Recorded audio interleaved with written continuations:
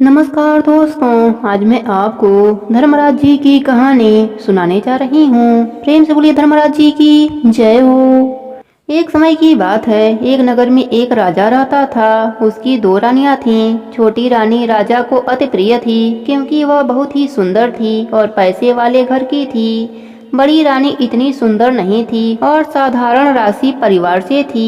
एक बार बड़ी रानी राजपुरोहितों के कहने पर धर्मराज जी की कहानी सुनने का नियम लिया। महल में एक ब्राह्मणी आकर बड़ी रानी को धर्मराज जी की कहानी सुनाने लगी। जब छोटी रानी को पता चला तो उसने भी देखकर दासी से कहा कि ब्राह्मणी को कहना कि कल से धर्मराज जी की कहानी पहले मुझे सुनाकर ही बाद में बड़ी रानी को सुनाया करे। ब्राह्मणी ने ऐसा ही किया। पहले छोटी रानी को धर्मराज जी की कहानी सुनाती। छोटी रानी ब्राह्मणी को दक्षिणा में 5 सोने की मुद्राएं देती। ब्राह्मणी बहुत खुश होती। बड़ी रानी तो एक मुट्ठी ज्वार और एक मुट्ठी बाजरी देती थी।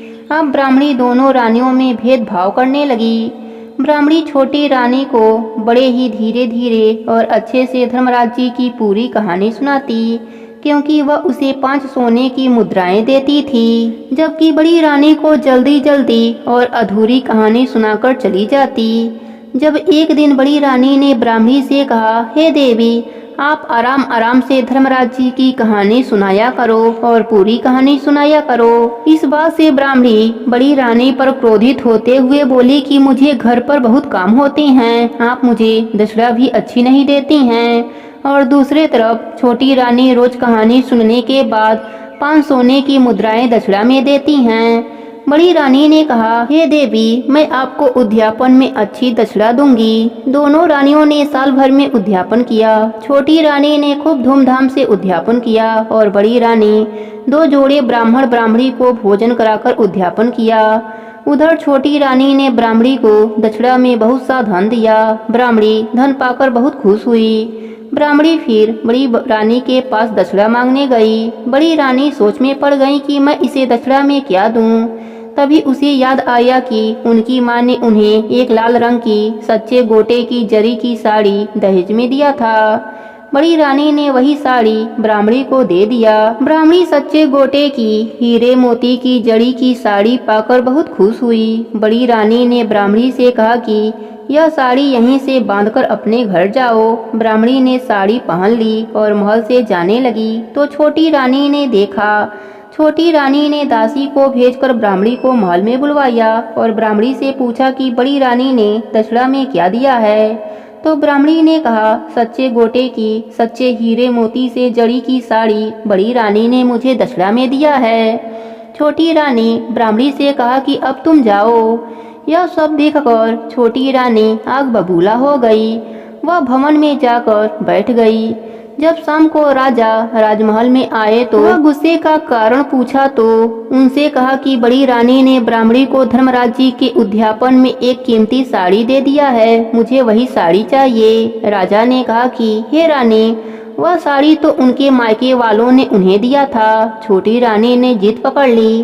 राजा बड़ी रानी के पास गए तो बड़ी रानी ने राजा को देखकर बहुत प्रसन्न हुई और कई वर्षों से राजा उनके महल में नहीं जाते थे। बड़ी रानी ने उनका स्वागत किया और उनके चरण धोकर पिए। राजा ने कहा कि रानी, जो तूने साड़ी ब्राह्मणी को दक्षिणा में दिया था वह वापस मांग लो। वह साड़ी छोटी रानी को पसंद आ गई है, कल मैं वह लेने आऊंगा। यह कहकर वह चला गया। यह बात सुनते ही बड़ी रानी उदास हो गई क्योंकि दान दी हुई वस्तु को किस तरह वापस लूं, यह बात सोचने लगी। वह धर्मराज जी का स्मरण करने लगी और स्मरण करते करते रात हो गई। रात के सपने में धर्मराज जी आए और रानी से उदासी का कारण पूछा तो रानी ने सारी बात बताई। धर्मराज जी ने कहा, पुत्री, तुम उदास मत हो। तुम्हारे तुलसी क्यारे में कई तरह की साड़ियाँ लटकी हुई सुबह मिलेंगी, तुम उनमें से एक साड़ी उन्हें दे देना। जब सुबह रानी उठी तो उसने तुलसी क्यारे को देखा तो वहाँ बहुत सी साड़ियाँ लटक रही थीं। सच्चे गोटे हीरे मोती से जड़ी की साड़ियाँ लटक रही थी। यह सब देखकर बड़ी रानी ने धर्मराज जी को प्रणाम किया। राजा व उनके मंत्री और छोटी रानी बड़ी रानी के महल में आए। आते ही बड़ी रानी से पूछा कि तुमने जो ब्राह्मणी को दक्षिणा में साड़ी दी थी वह मंगवा ली हो। तब बड़ी रानी राजा, मंत्री और छोटी रानी को तुलसी क्यारे के पास ले गई और बोली, महाराज, जो भी आपको इनमें से साड़ी चाहिए वह आप छोटी रानी के लिए ले लीजिए। राजा, रानी और मंत्री यह देखकर आश्चर्यचकित रह गए। राजा ने पूछा रानी से, यह सब कैसे हो गया? तब बड़ी रानी सारी बात बताई। राजा को अपनी गलती का एहसास हुआ और उसने बड़ी रानी से माफी मांगी और छोटी रानी ने बड़ी रानी को गले से लगा लिया और अपने किए की माफी मांगी। फिर राजा ने दोनों रानियों को अपने साथ महल में रख लिया। धर्मराज जी की कहानी का नित्य नियम निभाने से दोनों रानियों को इहलोक और अंत में स्वर्गलोक का सुख मिला। हे धर्मराज जी, जैसे आपने रानियों पर अपनी कृपा करी वैसे ही अपने सभी भक्तों पर अपनी कृपा बनाए रखना। प्रेम से बोलिए धर्मराज जी की जय हो।